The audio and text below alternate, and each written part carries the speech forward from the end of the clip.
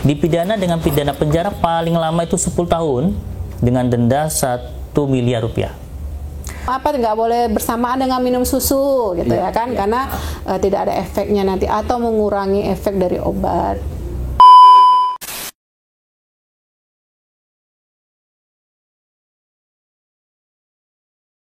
Ya, sudah hadir di studio bersama kita dan tentu akan kita coba berbincang-bincang dengan tema kita hari ini, gunakan obat dengan tepat ya agar hidup selamat. Dan tentunya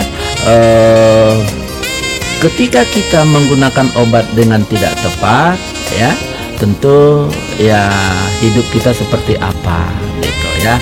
Dan kepada tim nanti kalau seandainya sudah ready akan kita coba buka nuansa bincang-bincang ini dan harapan kita. Oke, baik pendengar Muna di mana saja pun Anda berada, selamat siang. Kita coba bersama Anda di kesempatan siang hari ini dengan tema kita, gunakan obat dengan tepat, hidup selamat. Untuk pendengar Muna yang selalu setia di 96.2 Muna FM, dari apa yang sudah Bung Reza sampaikan tadi, bahwasanya narasumber kita ada dua, ada dari Kabupaten Aceh Selatan, ada dari Kota Subulu Salam. Dan dari Masuk Reza dari Kabupaten Aceh Selatan ini ada sebagai Kepala Lokapom Bapak Darwin Saputra SSI Apoteker, dan dari Kota Subulu Salam langsung Kepala Dinas Kesehatan Kota Subulu Salam Ibu Munawaroh SSI MKes Apoteker yang luar biasa. Sehat-sehat berdua. Dan ketika kita merasa sakit pendengar Muna, biasanya obat menjadi pertolongan pertama yang akan kita beli. Sudah pasti obat-obatan yang dijual di pasaran cukup beragam dan memiliki kegunaannya masing-masing. Tetapi semua obat dapat kita beli secara bebas dan hanya dapat dibeli dengan resep dokter ya. Itu kalau memang kita langsung berobat ke dokter. Tetapi terkadang masih sering ditemukan di toko-toko di sekitaran kita tentunya menjual produk obat di mana obat itu masih ya mungkin kita merasa lebih cepat gitu ya, dan ternyata yang kita beli itu tanpa tahu bahayanya ya, sehingga apabila obat-obatan tersebut disalahgunakan. Nah, untuk itu pendengar Muna, untuk lebih jelasnya kita akan berbincang-bincang dengan Kepala Lokapom dari Kabupaten Aceh Selatan dan dari Kota Subulu Salam, sebagaimana yang sudah Bung Reza sampaikan tadi, ada Bapak Darwin dan Ibu Munawaroh. Dan kita yang pertama langsung saja kepada Bapak Darwin nih ya, dimana kita ketahui Bapak Darwin juga di Kota Subulu Salam sudah berkali-kali hadir ya. Selamat sore Pak Darwin. Selamat sore. Assalamualaikum warahmatullahi wabarakatuh. Waalaikumsalam warahmatullahi wabarakatuh ya. Untuk Pak Darwin, barangkali kita pertama bersama Anda untuk berbincang-bincang. Nah, sebelum kita memasuki tema ini Pak Darwin, mungkin boleh Bapak ceritakan dahulu sebenarnya apa sih Lokapom itu, karena mungkin banyak masyarakat atau pendengar kita juga belum mengetahui apa itu BPOM yang sebagaimana yang kita ketahui bersama. Kita persilahkan untuk Bapak Darwin. Baik, terima kasih Bung Reza. Para pemirsa yang berbahagia, pemirsa Radio Muna yang berbahagia, sebelumnya saya ucapkan terima kasih ini kepada Ibu Kepala Dinas Kesehatan Kota Subulu Salam yang sudah berkenan hadir, dan kebetulan Ibu ini juga Ketua IAI di Subulu Salam. Jadi ini luar biasa, kita narasumber yang dari Subulu Salam ini memiliki sebuah kompetensi yang mungkin nanti akan bermanfaat bagi masyarakat. Betul sekali. Di Subulu Salam ya, terkait dengan kesehatan. Nah, singkat untuk kami, mungkin perkenalannya Pak Reza udah berkali-kali ya. Betul. Tapi mungkin aja penyiar ada yang baru masuk nih, baru tahu, baru pernah dengar nih kok, karena kan kita tidak rutin juga siaran di Radio Muna. Jadi mungkin pas saat kemarin sibuk nggak sempat, ini bisa alhamdulillah berjumpa melalui udara. Nah, jadi gini, mengenalkan diri. Sebenarnya Lokapom, Loka Pengawas Obat dan Makanan di Kabupaten Aceh Selatan, itu nama kantor kita. Ini adalah bagian dari unitnya Badan POM RI, Badan Pengawas Obat dan Makanan Republik Indonesia. Mungkin kalau yang sering nonton TV sering juga lah tahu tentang Badan POM ya. Kemudian kita ini berdiri di Aceh Selatan itu tahun 2018, jadi sudah 5 tahun sebenarnya, hampir 5 tahun. Dan 5 tahun ini wilayah kerja kita itu diamanahkan itu mulai dari Aceh Selatan, Subuh Salam, dan Singkil. Makanya inilah satu kesempatan, alhamdulillah kita bisa terus berkomunikasi dengan masyarakat Subuh Salam untuk saling berbagi informasi, untuk mencerdaskan diri kita tentang obat dan makanan. Nah, kenapa tentang obat dan makanannya begitu sangat urgent diperhatikan oleh pemerintah? Karena ini memang produk yang sehari-hari kita gunakan, dan itu berpotensi kalau ditambahkan bahan berbahaya misalnya, itu kan bisa menimbulkan ancaman jiwa dan juga bisa menimbulkan kerugian secara ekonomi. Nah, Lokapom ini dari Badan POM, saya bilang tadi ceritanya. Jadi Badan POM itu Reja, itu dia tugasnya melakukan pengawasan produk obat dan makanan di seluruh Indonesia. Nah, termasuklah di wilayah kita ini. Awalnya dulu unitnya itu ada 33. Itu balai besar dan balai, dan posisinya di ibu kota provinsi. Kemudian karena tuntutan permintaan masyarakat dan kebutuhan yang semakin berkembang, akhirnya ditambahlah 40 unit dulu, 40 yang disebut dengan Lokapom, yang ada wilayahnya di masing-masing. Kalau untuk di Aceh ini ada 2 sebenarnya Pak Reja. Satu di posisi kantornya di Tapatuan, satu di Aceh Tengah Takengon. Nah, kalau kita yang di wilayah ini, di wilayah Aceh Selatan itu posisi pengawasannya memang wilayah kerjanya Subuh Salam, Singkil termasuk. Jadi bukan kita di Subuh Salam itu di luar wilayah kita, tapi wilayah kerja kita. Subuh Salam ini seperti itu. Nah, apa yang kita awasi sesuai dengan peraturan Presiden nomor nomor 80 tahun 2017 itu ya, itu memang amanahnya. Kita pengawasan itu produknya ada 5. Pertama obat, kemudian obat tradisional, suplemen kesehatan, kosmetik, dan pangan. Ya, itulah 5 produk yang kita awasi. Jadi kita nggak ngawasin minyak galon minyak, ya. Tapi kalau minyak goreng ya.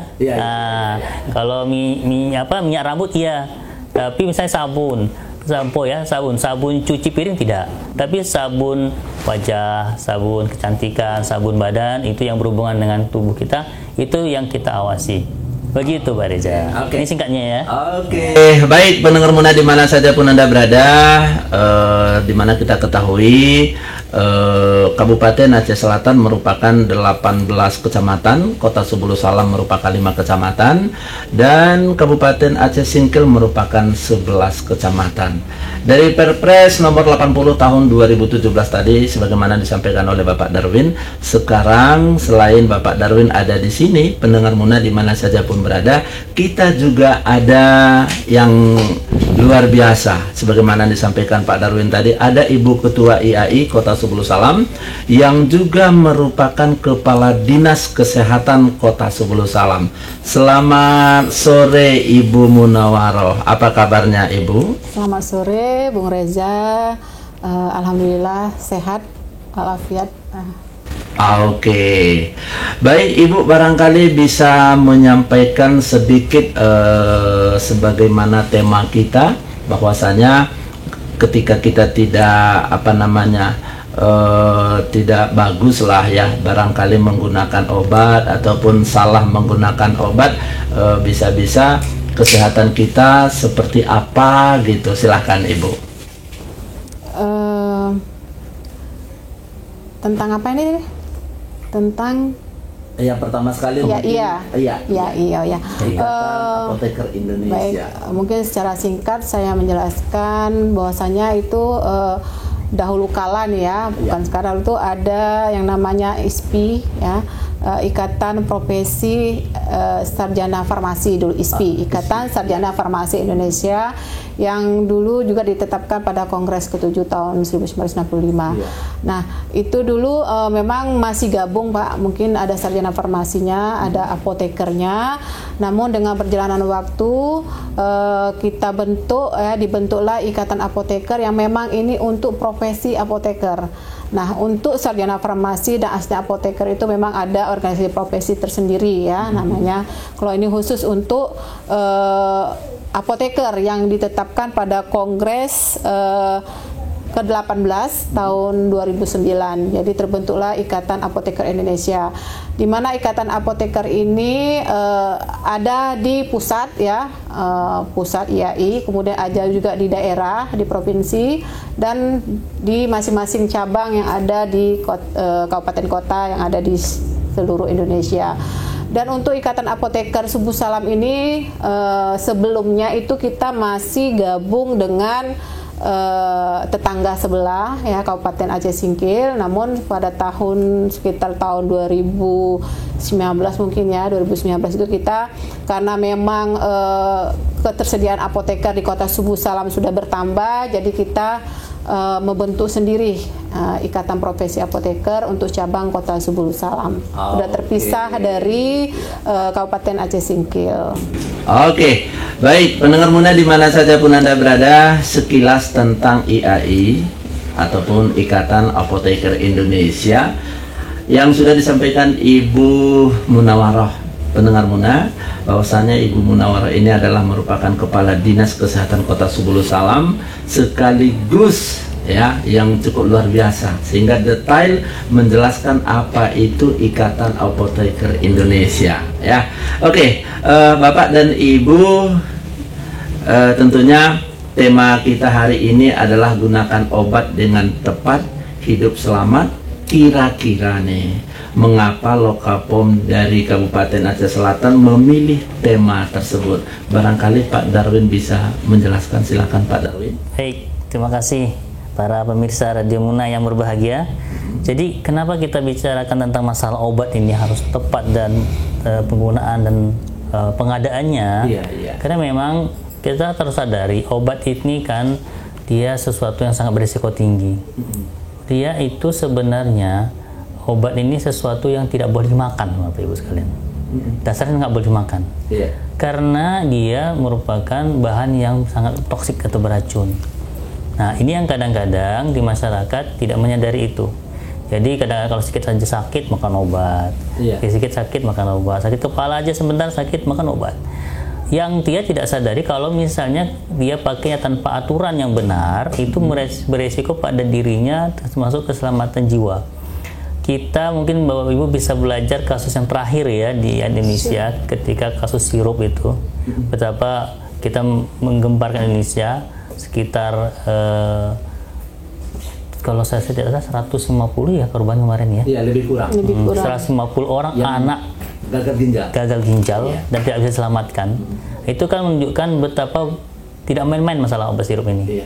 Nah, kalau pertanyaannya loh, kenapa bisa seperti itu? Dan selama ini kemana saja Badan POM? Pertanyaan bisa dibalik. Nah, selama ini sebenarnya kan itu obat berbahaya dan harusnya korbannya semakin banyak gitu. Tapi dengan adanya Badan POM, dengan kerjanya selama ini ya sudah berupaya dengan sebaik-baiknya, hal seperti itu tidak pernah terjadi baru meledak di kemarin ini. Ini juga mungkin perlu menjadi sebuah evaluasi bagi kita seluruhnya, kenapa demikian parahnya kejadian. Tapi sebelumnya tidak pernah seperti itu. Nah, kadang-kadang dengan kerja keras yang sudah dibuat oleh Badan POM dan tim serta stakeholder untuk menjaga obat yang beredar, itu dilupakan. Seolah kita tidak begitu penting. Nah, begitu sudah terjadi seperti itu baru disadari betapa pentingnya peran kita Badan POM dan stakeholder di sini dalam menjaga masyarakat dari obat-obat yang berbahaya ini. Nah, itu Pak Reza. Oke.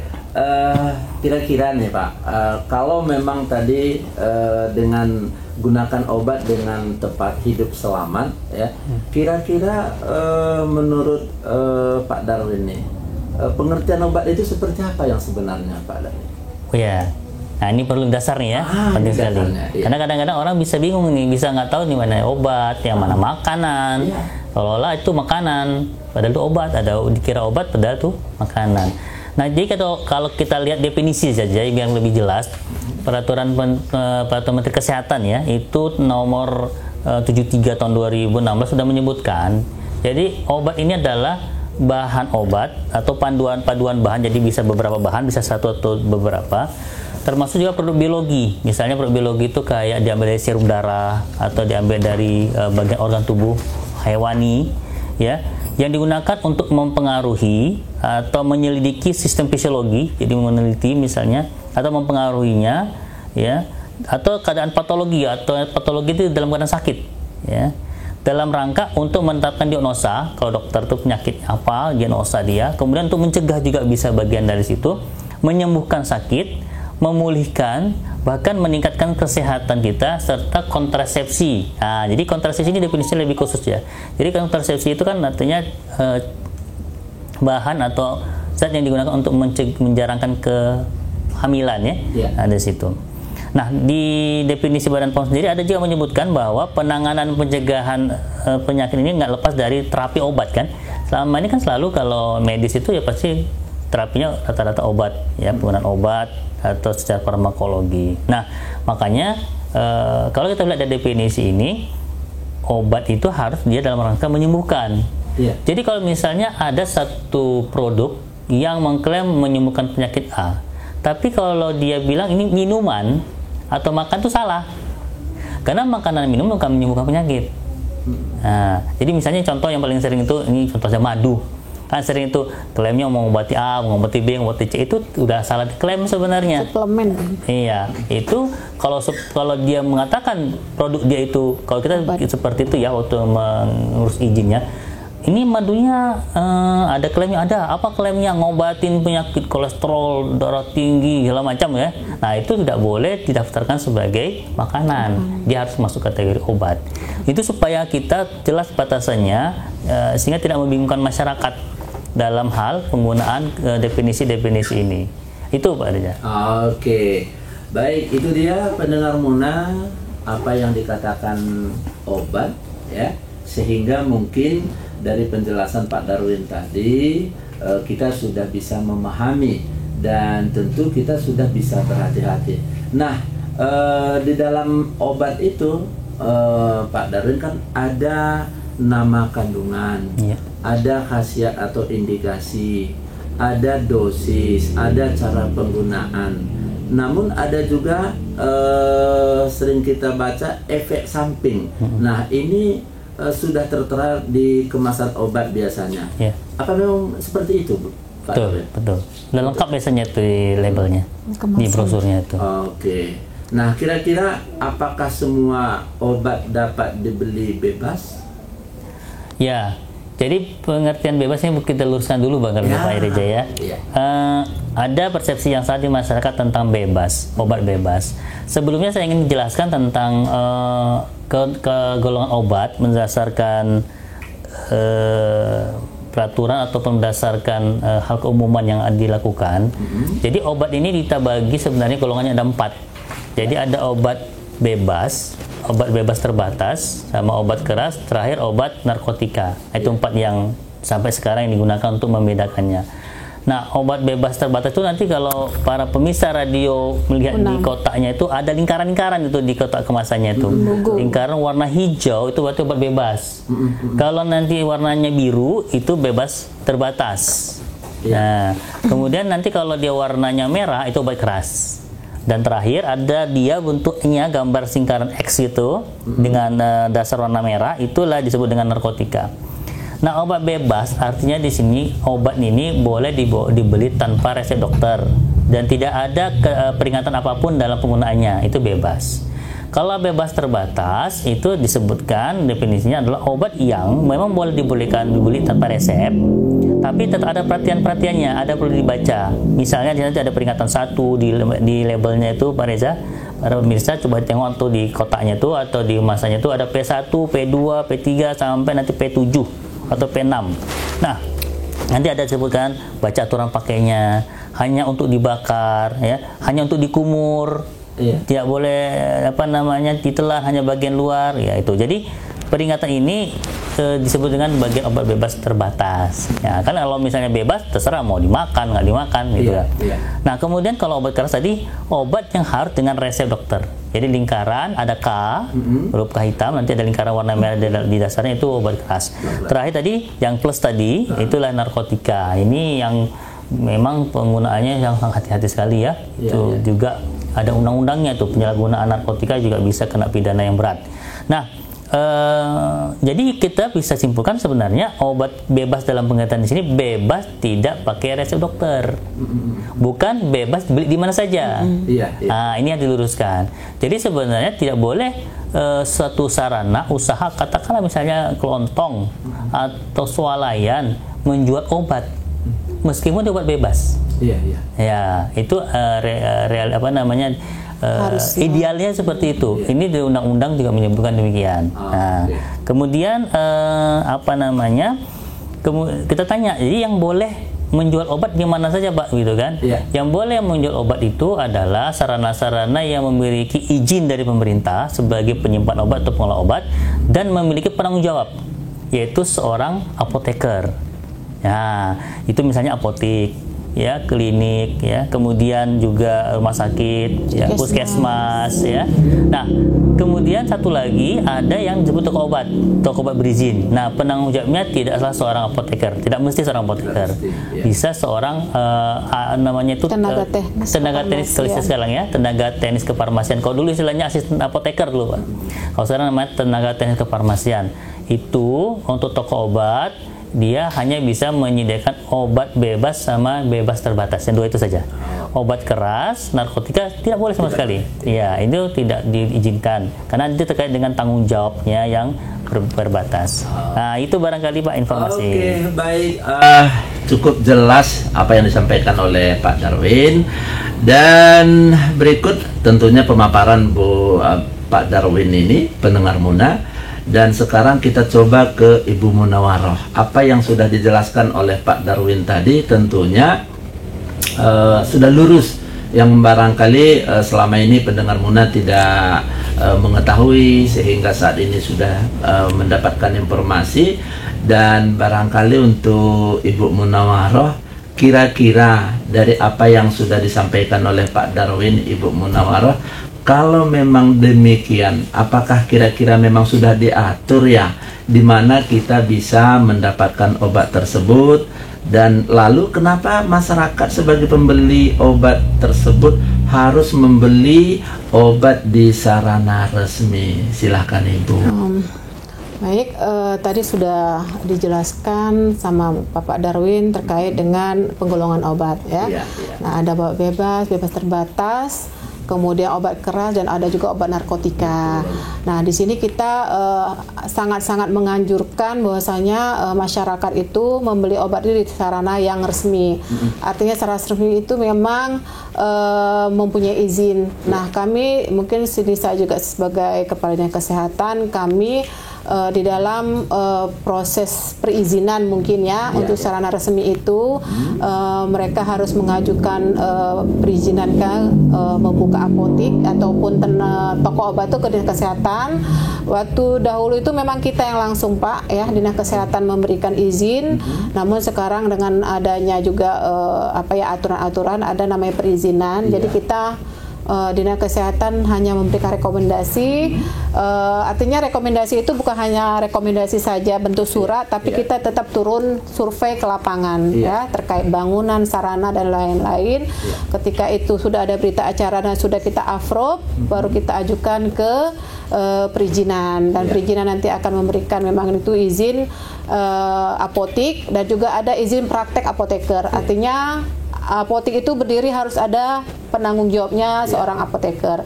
Begitu juga toko obat seperti itu juga tadi sudah disampaikan sama Pak Darwin, penanggung jawabnya itu tenaga teknik kefarmasian, di mana tenaga teknik kefarmasian itu bisa itu dulu zaman dulu memang ada asisten apoteker ya, setara sekolah menengah atas, kemudian sarjana farmasi, kemudian juga ada analis farmasi ya di 3 farmasi, jadi bisa. Nah, itulah yang resmi, termasuk juga mungkin sarana atau pelayanan kesehatan seperti puskesmas ya.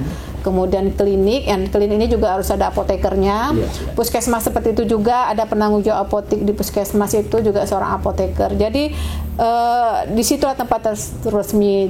Jadi kenapa harus tempat resmi? Karena memang untuk kita bisa terjamin keaslian obatnya, kemudian keamanannya, khasiat obatnya, dan kemanfaatan obatnya. Kemudian juga terkait juga penanggung jawab apoteker, ketika pasien itu datang membeli obat ke apotek itu akan diberikan informasi terkait penggunaan obatnya, cara pakainya, penyimpanannya sampai sedetail itu ya kan. Itu fungsinya mengapa kita disarankan untuk membeli obat itu di sarana yang resmi. Kemudian juga termasuk efek sampingnya, kita bisa edukasi langsung ke pasiennya. Dan kemudian juga efek samping, kemudian semua yang ada di kemasan ya. Jadi memang kita masyarakat juga harus cerdas terkait juga obat bebas. Tadi sudah sampaikan sama Pak Darwin bahwasanya itu obat bebas itu ya tidak membeli obat secara bebas yang memang bukan tempatnya seperti itu kan. Jadi termasuk juga memperhatikan kemasan yang ada ya, sama seperti kita beli barang-barang yang lain, makanan atau apa, kita kan perhatikan dulu efek samping sampai ke kadaluarsanya. Jadi dituntut untuk masyarakat kita itu untuk mengetahui tempat yang tepat untuk kita membeli apalagi itu obat-obatan ya. Mungkin. Oke. Nah, menarik nih Bu Munawaroh, kira-kira juga, tapi apa yang sudah disampaikan tadi bisa dicermati sepertinya. Nah, kira-kira pasti punya resiko ya. Dan resiko itu kira-kira apa yang terjadi jika katakanlah si pembeli itu membeli obat di sembarangan tempat, Bu Munawaroh? Ya, kalaulah misalnya masyarakat tadi beli tempat resmi, maksudnya kita ada apoteker di situ, jelas mengurangi apa tadi namanya kecelakaan atau penyalahgunaan lah ya kan. Jadi kalau ketika kita ada bertanggung jawab situ apoteker, tapi ketika pasien itu membeli obat di luar sarana yang kita sarankan, itu berarti bukan tanggung jawab kita, dan tidak bisa mereka menuntut atau susah lah untuk menuntut, karena misalnya dia beli di kedai atau di kelontong lah ya. Jadi dia tidak tahu sama siapa dia minta tanggung jawab ketika itu ada apa-apa terjadi dengan pasien ya. Karena memang kadang-kadang kan ada pasien ketika minum obat itu, karena kalau saya lihat karakter orang Subuh Salam misalnya kan, karena dia dapat bisikan dari tetangga sebelah misalnya ya, aku minum obat ini sembuh ya kan, aku minum obat ini udahlah ini nggak demam lagi. Tapi kan itu tergantung juga dengan kondisi fisik si pasien, bisa jadi ya tidak cocok atau apa karena memang kondisi tubuhnya ya. Jadi kalau misalnya di sarana yang tidak resmi, berarti kita untuk apa ya, untuk mempertanggungjawabkan itu ya sama siapa gitu ya, nggak mungkin sama pembeli ya. Jadi itu pasienlah yang menanggung sendiri gitu. Tapi kami punya ya pengawasan Pak, termasuk Balai PON juga kan, kita datang-datang ke lapangan, ke sarana-sarana toko-toko obat itu juga. Termasuk juga mungkin ada puskesmas juga turun langsung untuk memberikan arahan atau apa ya, edukasi bahwasanya toko obat yang menjual ini tidak boleh di warung-warung gitu. Atau membeli masyarakat, belilah di tempat yang resmi, itu saja ini kita. Oke. Baik, pendengar Muna di mana saja pun Anda berada, sepertinya semakin menarik ini ya. Ada Pak Darwin, ada Ibu Munawaroh ya. Dan pendengar Muna, kita masih sama Ibu Munawaroh ini. Kita tinggalkan aja dulu Pak Darwin karena Pak Darwin sudah sering di Muna FM ya, tapi Ibu Munawaroh baru kali ini. Nah, setelah kita mendengar penjelasan dari awal sampai saat ini, tentunya begitu pentingnya jika kita harus selektif dalam membeli ataupun mendapatkan obat. Ada nggak Bu kira-kira cara yang dapat dilakukan oleh masyarakat agar tepat dalam mendapatkan obat? Kami di sini apotik juga ya Pak ya. Iya, Apotik iya. juga tidak bisa menjual sembarangan, bebas seperti itu juga. Jadi memang kalaulah masyarakat itu memang sakit ya, ada keluhan, alangkah baiknya ke dokter. Iya. Nah, jadi mungkin dokter lebih tahu mendiagnosa penyakit sehingga akan didapatlah dari resep dokter itu obat-obat yang tepat untuk masyarakatnya. Jadi jangan sembarangan sakit apa, karena kalau pusing atau demam itu kan gejala penyakit Pak. Betul. Kita sakit, ibarat kata kalau sakit bisul pasti demam juga. Nah itu gejala penyakit. Kalau Iya. menurut farmakologi demam itu memang gejala penyakit. Jadi mau penyakit apapun pasti pertamanya demam. Iya. Jadi kita jangan sembarangan. Sakit kepala pun juga seperti itu, ya kan. Jadi kalau sakit kepala beli Paramek, karena kita efek sampingnya ya. Kalau makan obat sembarangan juga akan menyalahi lah ya. Nah, jadi kalau saya sih, saran saya walaupun saya sebagai apoteker, langsung kalau ada keluhan langsung ke dokter, dan dokter akan memberikan resep akan ditebus ke apotek, di apotek akan memberikan informasi terkait obat.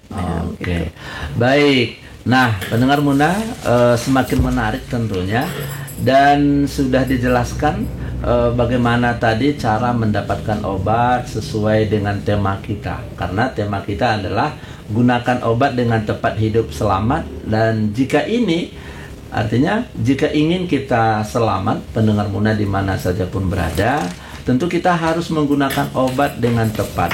Bagaimana caranya, Bu Munawaroh, cara yang tepat dalam penggunaan obat? Karena Ibu Munawaroh tadi yang sudah menjelaskan. Iya. Jadi pertama sudah saya sampaikan tadi bahwasanya memang kita untuk obat yang obat apalah namanya, obat yang bisa kita beli apotek itu ada kemasan. Namun kalau untuk obat dokter biasa kalau resep sudah ada itu tanda-tandanya. Nah, di situ kan kita yang perlu kita perhatikan itu indikasi obatnya itu untuk apa ya. Kemudian di situ ada kemasannya udah lengkap, kemudian aturan pakai. Aturan pakai itu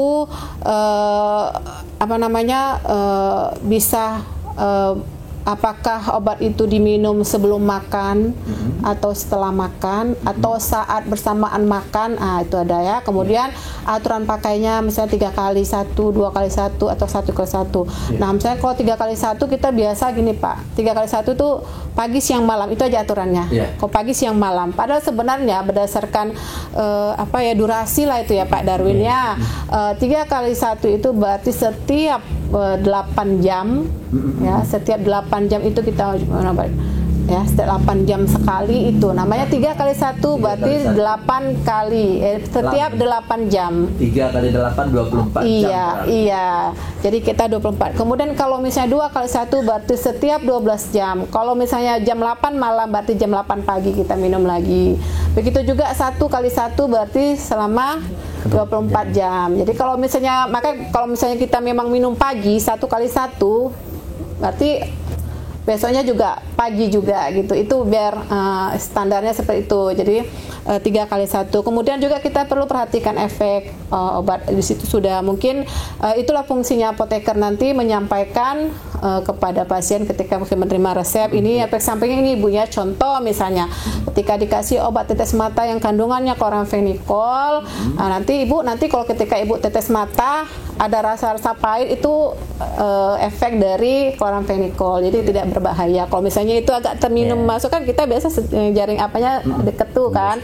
Kemudian misalnya ada pasien yang minum obat TB misalnya rifampicin, apanya itu air senihnya itu warna merah kan kadang-kadang jadi itu kita sampaikan. Termasuk juga cara pakai itu ada kan ada melalui oral ya, ada oral, ada injeksi, ada suppositoria melalui anus. Jadi kita harus kita sampaikan. Jadi ketika ada informasi mungkin insya Allah yang diminum itu memang tepat kalau mengikuti anjuran-anjuran yang ada atau yang disampaikan oleh apoteker ataupun yang ada di kemasan. Atau kontraindikasi juga ya kan, boleh minum apa nggak boleh bersamaan dengan minum susu gitu ya kan, karena tidak ada efeknya nanti atau mengurangi efek dari obat Oke, baik pendengar Muna di mana saja pun Anda berada, dari tadi kita sudah membahas terkait tentang pembeli obat, membeli obat di mana, risikonya seperti apa. Nah, sekarang kita coba ke Pak Darwin nih ya. Tentu sekarang kita bahas terkait dengan penjual menurut BPOM ini Pak Darwin, sebagai salah satu lembaga yang melakukan pengawasan terkait obat dan makanan. Tentu punya syarat apa saja yang harus terpenuhi agar dapat mengedarkan obat nih Pak Darwin. Oh iya, syarat-syarat sarana yang boleh mengedarkan obat ya, dasarnya kalau kita sebenarnya berpanduan nanti kepada regulasi yang ada di daerah juga. Jadi mungkin kalau mungkin di Subuh Salam kan sudah ada aturan perwal ya tentang persyaratan izin untuk usaha apotik, toko obat, itu sudah jelas ya di klinik, puskesmas dan sejenisnya, atau kita sebut dengan sarana kefarmasian. Nah, jadi yang pertama tadi ada izinnya, biasanya seperti itu kan Pak Reja. Kemudian ada tenaganya yang memang bertanggung jawab di situ. Tadi seperti tapi nggak boleh pula misalnya seorang TTK jadi penanggung jawab apotik, nggak boleh. Nah, itu memang ada aturan nasional ya. Jadi aturan yang di daerah juga tidak boleh melanggar aturan yang di atasnya kan. Jadi penanggung jawab, jadi PP 72 itu ada PP 72 tentang pekerjaan kefarmasian itu sudah menjelaskan. Kalau apotik, klinik, rumah sakit, puskesmas, yang pengelola obatnya itu harus seorang apoteker. Nah, yang toko obat saja yang boleh seorang tenaga teknis kefarmasian. Tadi seperti disampaikan Ibu Kadis, tadi ada asisten apoteker, ada juga D3 kefarmasian, ya, ada analis farmasi, itu masuk juga sarjana farmasi. Itulah yang masuk dengan tenaga teknis kefarmasian. Itu barangkali Pak Gubernur, kalau kami nanti lebih fokus juga tentang bagaimana mereka mematuhi cara distribusi obat yang baik, cara distribusi obat itu CDOB. Jadi misalnya jalur obat itu sudah ada aturannya. Tidak boleh misalnya satu sarana farmasi apotik misalnya dapat sumber obat dari apotik lagi, itu tidak dibolehkan. Dia jalurnya itu harus dari atas ke bawah. Jadi atas itu misalnya dari pabrik, kemudian ada yang disebut dengan distributor atau pedagang besar farmasi PBF, ada yang disebut dengan pengecer obat, sarana pengecer penyalur obat. Nah, obat itu dari industri dia jalurnya ke PBF yang paling umum. Ada memang kadang-kadang obat tertentu regulasinya boleh langsung, tapi tidak semua. Nah, dari PBF baru ke apotik, ke rumah sakit, ke puskesmas seperti itu. Jadi tidak boleh apotik misalnya pengadaan dari apotik, toko obat misalnya ambil dari apotik. Nah, itu tidak boleh. Demikian juga misalnya seorang pasien atau masyarakat beli obat ke PBF itu nggak boleh. Nah, kan murah tuh di PBF, nggak bisa. Jalurnya harus melalui sarana-sarana tadi itu, karena memang itulah kewenangan yang dibagi supaya mudah kita dalam pengawasannya. Ya, karena itu Badan POM ini Pak Reza dalam mengawasi obat ini sudah sangat ketat. Jadi begini, kita ada sistem bagaimana satu tablet obat dari pabrik larinya ke PBF mana, kemudian sampai siapa yang terima itu kita tahu. Satu tablet misalnya. Nah, itu ada aturan regulasinya. Jadi itu ada sistemnya. Pabrik A dia produksi, ini kan ribuan pabrik tablet ya. Tapi satu tablet ini kepada siapa akhirnya dia jatuh terima itu kita bisa telusuri. Nah, dapat ditelusuri ya dengan sistem seperti itu. Apa tujuannya? Agar kita bisa pertama memantau pengguna tepat obat yang digunakan. Yang kedua, kita bisa memantau bahwa obat itu selama prosesnya itu sesuai dengan aturan. Karena ada obat Pak Reza, dia tidak boleh berada pada suhu di bawah atau di atas suhu biasa. Dia harus disimpan dalam suhu dingin, atau suhunya nggak boleh terlalu dingin. Nah, itu makanya dari pabrik itu di awal itu dijaga terus suhunya sampai diterima ke konsumen.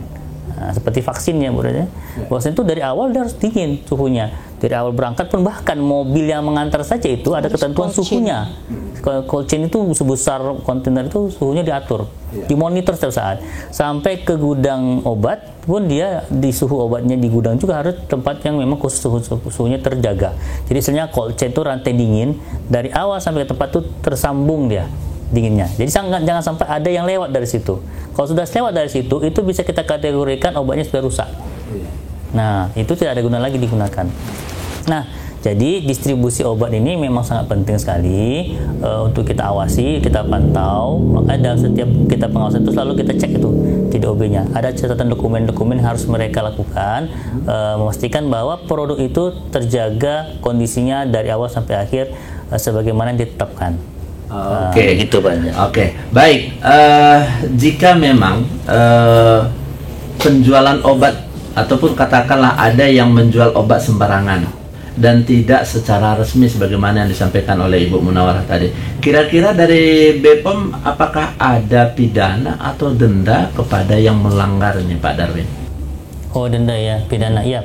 Ya, jadi undang-undang memang sudah menggariskan, menetapkan ada kepidanaan, unsur kepidanaan terkait dengan proses penggunaan atau penyaluran obat yang bukan penggunaan ya, penyaluran atau produksi obat yang tidak sesuai dengan ketentuan ini. Jadi di Undang-Undang Kesehatan kita bisa lihat Undang-Undang Nomor 36 tahun 2009 ya. Di situ ada 3 pasal yang terkait dengan pidana pelanggaran bidang obat. Jadi pasal 196 di situ saya baca aja biar jangan salah ya. Boleh. Jadi di pasal 196 disebutkan setiap orang yang dengan sengaja memproduksi atau mengedarkan sediaan farmasi dan alat kesehatan yang tidak memenuhi standar dan atau persyaratan keamanan, khasiat dan kemanfaatan dan mutu sebagaimana dimaksud dalam pasal 98 ayat 2 dan ayat 3. Jadi sebelumnya ada pasal sebelumnya ya. Itu nggak usah kita bacalah, sama aja sebenarnya. Dipidana dengan pidana penjara paling lama itu 10 tahun dengan denda 1 miliar rupiah. Ya, yang kedua pasal 197. Di sini disebutkan setiap orang yang dengan sengaja memproduksi atau mengedarkan sediaan farmasi dan atau alat kesehatan yang tidak memiliki izin edar sebagaimana dimaksud dalam pasal 106 ayat 1 dipidana dengan pidana penjara paling lama 15 tahun dan denda paling banyak 1,5 miliar rupiah. Nah, pasal 198, setiap orang yang tidak memiliki keahlian dan kewenangan untuk melakukan praktek kefarmasian sebagaimana dimaksud dalam pasal 108 dipidana dengan pidana denda paling banyak 100 juta rupiah. Nah, dari 3 pasal ini kita bisa ringkas gini Pak. 196 itu menyebutkan kalau ada orang dia menjual obat tidak terjamin keamanan mutu manfaatnya, itu kena pidana. Apa itu nggak terjamin keamanan? Misalnya diproduksi asal-asalan, nggak sesuai dengan standar CPOB, cara produksi obat yang baik. Atau misalnya yang kedua, dia menyimpannya nggak benar suhunya. Atau yang ketiga misalnya tadi, dia beli obatnya sembarangan, bukan dari jalur tadi. Itu bisa kena pasal 196 tadi, pidana 10 tahun, denda 1 miliar. Atau yang kedua, dia produksi tapi nggak diizin edarnya dari Badan POM, dia nggak urus izin edarnya. Ya, itu juga mengenai pidana. Atau dia impor dari luar, tidak diurus izin edar dari Badan POM, maka dia kena pidana di 197. Termasuk juga orang yang menjualnya. Ya, jadi dia edarkan, diterima juga dari apotek, misalnya barang yang ilegal dia terima, dia jual, itu juga kena pidana paling berat 15 tahun atau dan denda 1,5 miliar. Ini pasal 97 sekarang sudah direvisi ya dengan Undang-Undang Cipta Kerja itu Pak yang baru. Di situ tidak memiliki izin tapi bahasa hampir sama. Jadi kalau Anda sekarang kan NIB itu nomor induk berusaha ya. Nah, izin berusaha. Izin berusaha. Jadi sekarang izin edar dengan izin berusaha. Tapi izin berusaha termasuklah izin edar. Nah, jadi definisikan sekarang ada izin berusaha itu ada macam-macam ya. Ada namanya izin kalau usaha UMKM tadi ya, ada termasuk dengan cara distribusinya atau cara produksinya atau cara pembuatannya, termasuk juga sertifikat pelatihannya yang disyaratkan seperti itu harus dipenuhi. Nah, jadi ini nanti akan lebih luas lagi di dalam Undang-Undang Cipta Kerja di pasal 197 itu direvisinya. Nah, 198 ini yang jelas tadi tidak ada kewenangan melakukan praktik kefarmasian. Nah, siapa yang punya kewenangan? Itu tadi hanya 2. Seorang apoteker atau tenaga teknis kefarmasian. Di luar itu tidak punya kewenangan dalam hal melakukan praktek kefarmasian. Itu. Oke. Dari apa yang sudah Pak Darwin jelaskan, tentunya ada denda lah, ada pidana penjara lah ya. Nah, kira-kira kan biasalah mungkin sebelum mengambil jurus terakhir sepertinya itu, ya kan, penjara ataupun denda itu sepertinya jurus terakhir. Nah, jika memang untuk pengawas dari Badan POM sendiri, mungkin selama ini ada perhatian khusus atau memang penyalahgunaan bagi salah satu mungkin yang sering ditemukan di lapangan.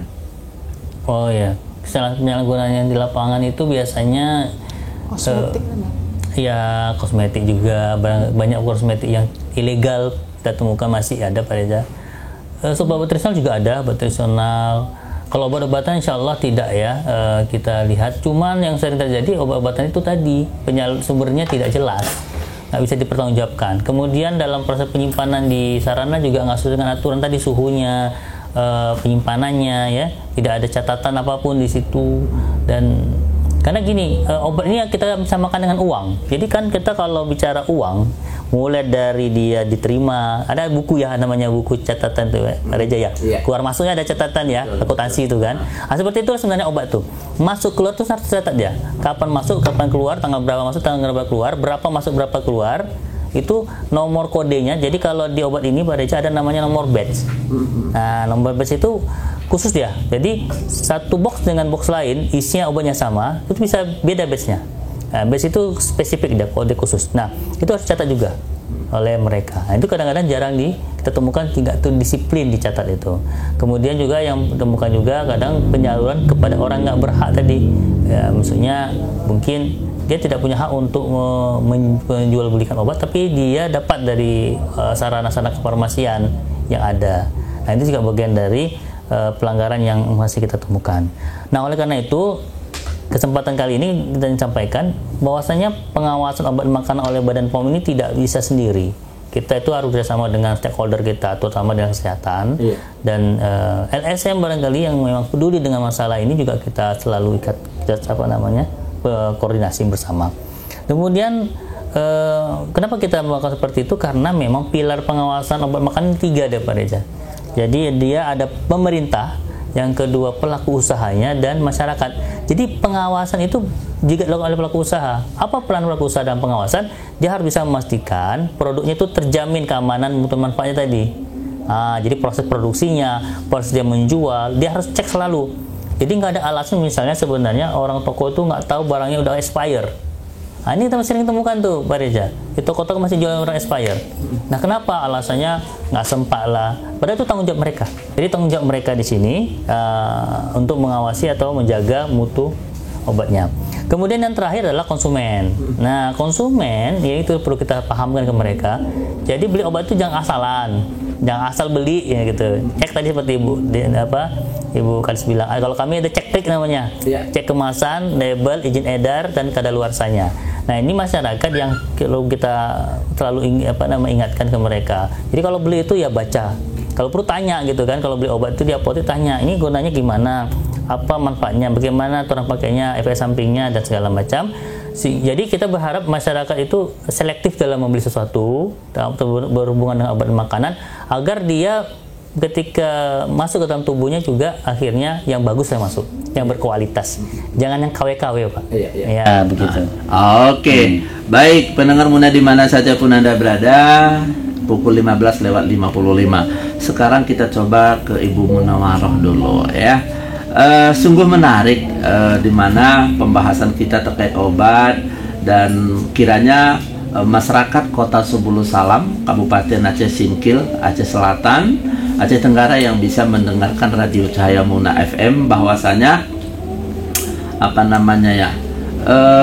ada mungkin tips ya buat Ibu Munawaroh agar masyarakat kita selalu aman dan selamat dari peredaran obat palsu maupun ilegal dan lain sebagainya. Cemanannya Bu? Sama mungkin tadi kita sampaikan, artinya belilah obat-obat itu ke sarana yang resmi ya, karena di situ terjamin keamanannya, terjamin keasliannya, terjamin kemanfaatannya. Nah, jadi karena kalau untuk masyarakat mungkin ya, untuk yang berpendidikan mungkin yang udah sering searching di warnet atau di HP itu mungkin udah tahu. Iya. Tapi kalau bagi masyarakat awam mungkin kurang. Jadi itulah artinya memang kami untuk kalangan dinas kesehatan tuh ada tim yang mungkin sekalian juga ada namanya promkes juga untuk menyampaikan dan kolaborasi lah ya, tenaga farmasi dan apoteker di puskesmas khususnya untuk mereka turun lapangan tuh untuk menyampaikan bagaimana penggunaan obat yang tepat ya dan aman gitu ininya. So, jadi kalaupun nanti ini ada namanya Dakasibu ya Pak ya, itu kan kita ada apa namanya sudah di launching sama Kementerian tuh Gema Cermat, gerakan masyarakat cerdas menggunakan obat. Nah itu bukan hanya kalangan, itu sudah sampai ke bawah kita, sampai kader kesehatan sudah kita latih untuk itu ya.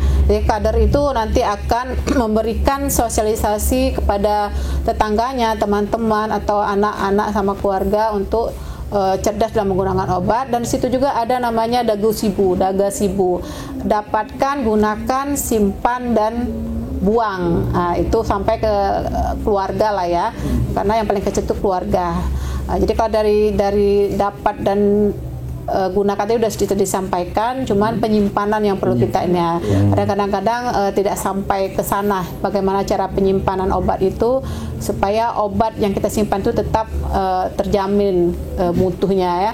Nah, yang pertama kan yang pastinya setiap pasien itu mendapatkan obat itu dibaca dulu ya, ininya kemasannya ya kan, cara penyimpanannya, kemudian jauh dari jangkauan anak-anak, karena anak-anak ini apalagi obat-obatan juga yang kadang-kadang terbuka ya Pak ya, warnanya menarik ya, pikirnya makanan atau bonbon lah bahasanya. Jadi harus jauh dari anak, kemudian juga matahari juga akan mempengaruhi mutu dari obat tersebut. Jadi sampai juga mungkin sampai ke cara penggunaannya juga tadi sudah disampaikan sama Pak untuk vaksin ya, ada juga beberapa obat yang memang harus disimpan di kulkas ya, di kulkas, di freezer, kemudian juga tidak boleh di suhu yang panas, mungkin akan meledak, ada beberapa jenis obat.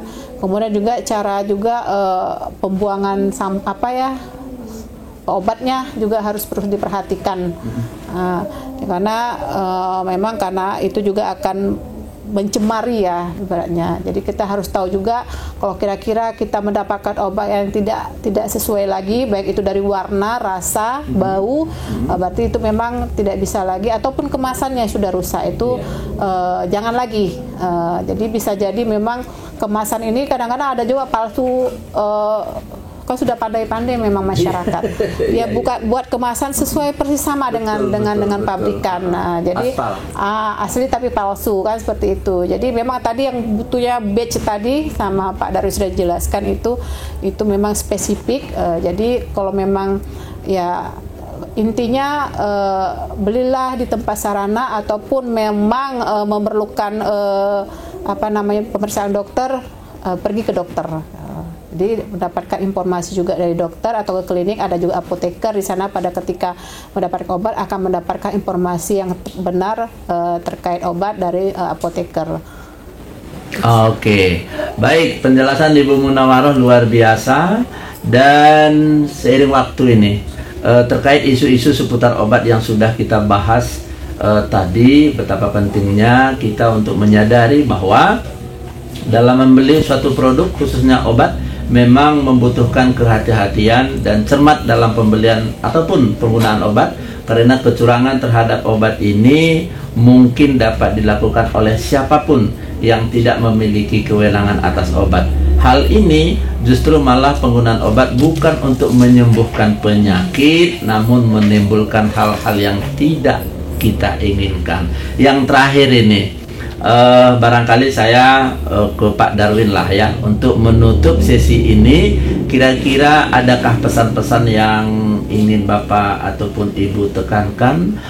Saya ke Pak Darwin dulu, nanti terakhir ke Ibu Munawaroh. Iya, terima kasih. Jadi para pemirsa Radio Muna yang berbahagia, saya ingin tekankan kepada kita semua tentang obat ini, memang kita harus berubah mindset, berubah persepsi. Obat itu bukan seperti makanan ya, dia tidak seperti kacang goreng gitu, kapan dia mau dimakan kita makan gitu kan, ada aturannya, ada aturan pakainya. Dan biasanya kan yang menggunakan adalah karena kondisi kita lagi tidak fit tuh, lagi tidak sehat. Nah, jangan sampai kita ternyata dalam keadaan butuh obat, yang kita dapatkan obatnya malah tidak menyembuhkan, atau akhirnya malah menimbulkan efek samping yang lebih membahayakan. Nah, itu kan sangat merugikan. Sudah keluar biaya ekonomi yang keluar, malah akhirnya tidak menimbulkan pengaruh kepada penyembuhan penyakitnya. Nah, jadi saya ingin mengingatkan semua tentang adanya potensi yang kemungkinan itu juga itu juga suatu potensi yang berbahaya yang disebut dengan, kalau istilah sekarang ini Reja, bioterorisme itu. Jadi bisa saja obat ini menjadi saluran atau jalur kalau misalnya ada orang-orang berniat jahat merusak masyarakat melalui obat atau melalui kosmetik misalnya. Nah, itu bisa terjadi. Jadi kalau ini kita lalai, itu bisa membahayakan ya, merugikan. Seperti kita contoh kasus sirup kemarin ya kan, itu kan sangat menyedihkan kita, itu anak-anak yang kita sayangi tiba-tiba saja tidak ada angin, tidak ada hujan, drop ya, dan akhirnya tidak bisa diselamatkan. Nah, itu jangan sampai terulang kembali.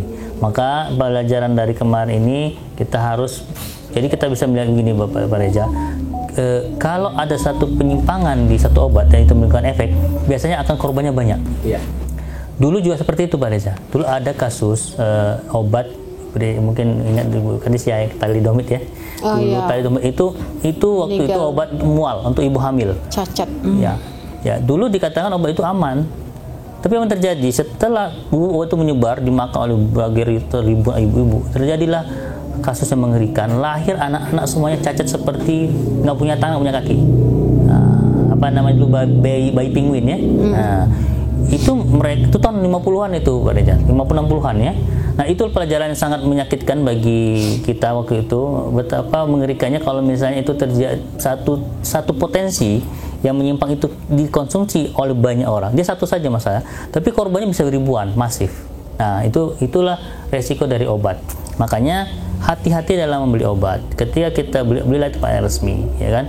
Kalau bisa pastikan memang itu obatnya dari jalur resmi dan memang penyimpanannya kita lihat benar, ya.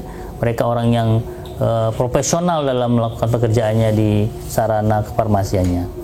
Lalu kami juga mempunyai memberikan saluran ke masyarakat kalau ingin bertanya atau mengadukan sesuatu yang terkait dengan obat yang mungkin pernah mereka pakai dan ternyata ada yang menurut mereka tidak benar, itu bisa ke kami melalui telepon boleh. Itu telepon namanya Halo BPOM di nomor 1500533, atau ke kami langsung ke Aceh Selatan, Jalan Ahmad Yani nomor 5, Tapak Tua Aceh Selatan. Silakan jalan-jalan ke sana, kalau memang pas lewat bisa tanya, atau boleh juga komen di DM kami ke Instagram.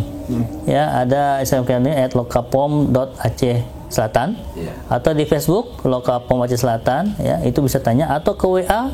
Nah, WA kita ada nomornya 0852 60 7 11186. 0852 60 7 11186. Itu Twitter juga ada, email juga ada. Nah, jadi kami buka semua jalur agar masyarakat bisa bertanya, berkonsultasi kepada kami.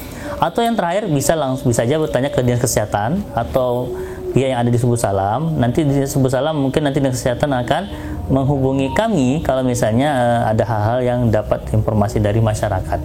Jadi kita berharap masyarakat ini cerdas, kemudian kedua dia bisa mencegah jangan sampai terulang dengan cara mengadukan kepada kita, sehingga kita bisa mentop jangan sampai timbul lebih parah lagi. Nah, itu harapan kami kepada kita semua di Subuh Salam. Insya Allah kalau ini kita bisa laksanakan secara konsisten, maka kita bermohon dengan upaya ini Allah jaga kita semua dari efek-efek yang merugikan bagi keluarga kita karena penyalahgunaan obat atau penggunaan obat yang salah. Begitu Pak ya. Baik, kalau tadi Pak Darden punya pesan seperti itu, sekarang terakhir kepada Ibu Munawaroh, kami persilakan. Baik, mungkin ini ada pesan mungkin ya. Kami dulu kuliah kedokteran, kuliah farmasi itu selalu itu waktu kita kuliah farmakologi. Ada ilmuwan dulu ya, zaman dulu Paracelsus yang mengatakan bahwa segala sesuatunya adalah racun dan tidak ada yang tanpa racun. Hanya dosis yang membuat sesuatu menjadi bukan racun. Artinya apa? Obat itu ketika dipergunakan melebihi dosis yang disarankan atau dosis lazim, itu akan menjadi racun. Nah, jadi ini pesan saya mungkin kepada masyarakat Kota Subuh Salam, belilah obat di sarana resmi seperti apotik dan toko obat. Kemudian jangan tergiur dengan obat-obat online ya. Nah, itu dia, itu perlu diperhatikan. Dan kemudian karena belum terjamin lah ya, belum terjamin keamanannya. Kemudian yang paling penting memang aman ya, terus terjamin mutunya juga seperti dan manfaatnya juga belum tentu. Nah, kemudian juga dan resep tebus obat di apotek. Nah, apakah kalau ada kira-kira keluhan yang mungkin tidak bisa diobati dengan obat yang biasa, segeralah ke dokter dan menebus obat di apotek dan akan mendapatkan informasi obat dari apoteker penanggung jawab apotek. Jadi mungkin dengan penggunaan obat yang tepat, benar dan sesuai dosis, insya Allah akan selamat tadi kata temanya. Oke, baik pendengar Muna di mana saja pun Anda berada, adapun tema kita lebih kurang 1 kali 60 menit dengan temanya gunakan obat dengan tepat agar hidup selamat. Sebagai narasumber Bapak Darwin Saputra dan ada Ibu Munawaroh, di mana kembali kami ingin sampaikan bahwasanya Pak Darwin Saputra ini adalah Kepala Lokapom dari Kabupaten Aceh Selatan, sementara Ibu Munawaroh SSI MKes Apoteker merupakan Kepala Dinas Kesehatan Kota Subulu Salam sekaligus Ketua IAI Ikatan Apoteker Indonesia Subulu Salam. Pendengar Muna di mana ada kekurangan, kami sebagai manusia biasa, dan tentunya tidak salahnya kalau kita berbincang-bincang seputaran obat agar hidup selamat. Dan di mana jika ada kesalahan dan kekurangan kami, dari kesempatan ini dari 96.2 Muna FM kami bertiga mohon maaf yang sebesar-besarnya bersama kru. Lebih dan kurang mohon maaf. Wabillahi taufiq wal hidayah. Wassalamualaikum warahmatullahi wabarakatuh. Sampai jumpa. Waalaikumsalam warahmatullahi wabarakatuh.